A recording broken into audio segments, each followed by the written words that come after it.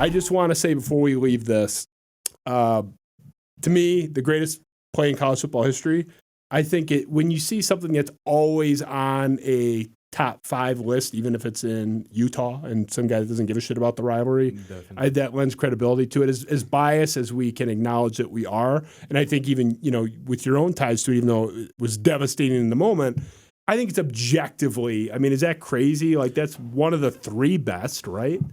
I mean, the Stanford ban on the field was Stanford banned on the field, like, for me, the snap and the kick six. I agree. Those are my same exact top 3. Yeah. Same exact 3. And the band, it's like that was more weird, than it was. Like, that was something crazy happened, like, outside of the field of play, whereas the other 2 were more like legitimate, crazy football plays, but legitimate football plays. It wasn't people running on the field. Like, if you're going to keep it more holistic, to me, you would easily beat the band on the field. But whatever. It's just you're in that basket. And it has such a resonance with Michigan State fans forever where I can have a bad day and fire that play up, and it's like you are. I have had bad days and done that. Oh, I have. Yeah, this is not a hypothetical. This like I literally have had bad days, and I fire up that play. You're like a human SSRI. Like, I mean, you're a human Adderall or upper or something. Yeah. I mean, it's incredible. And to give one last snapshot of your residence before we move on and talk about Saturday, there's a guy. He's famous on Twitter. Andy Isaac. You may have heard of him before. May have heard of him. I think he encapsulated this perfectly. So, Ben, let's finish here. This is the quote. What would someone have to whisper in your ear for this to happen? The goosebumps and the hairs raising up on the arms.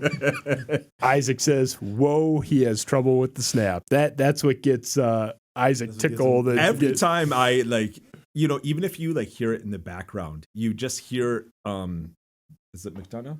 Yeah.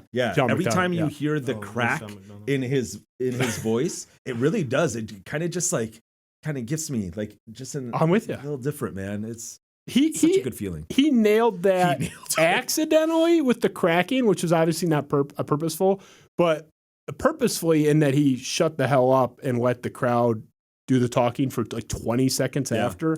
He could not have done that better. Like, just the fact that he even had your name ready to go, which I'm sure was in his ear, but still to keep the composure. It's the best call you in have to 20 get him years. On. You have to get him on. I've tried. And just ask him. I didn't speak with him. I texted him today. It's actually the first time we've even had contact since the whole play. I got his number from someone in the LSJ, Nate Atkins, in the Lansing State Journal. And unfortunately, I called him during the workout and everything, but, we did kind of touch bases, so we're connected now. And I'm just kind of interested to see, how it's affected him, because I've heard pretty much everybody's story, George Blaha, everybody, and we haven't even spoke since the whole play.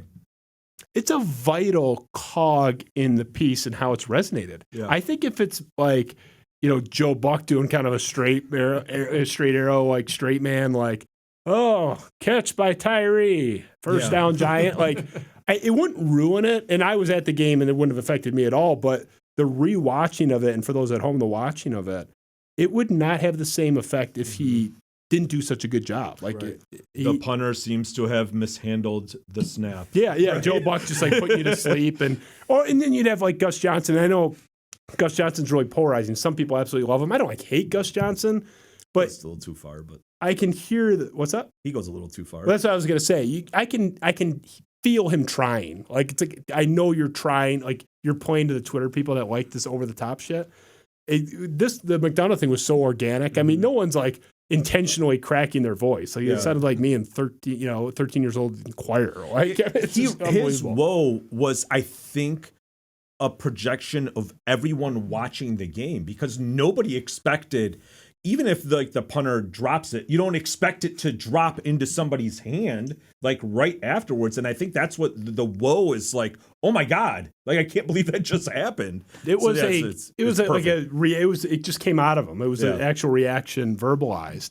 And it was not a call. And it shows his professionalism, because I would have swore. Yeah. Oh shit! He didn't drop the damn ball.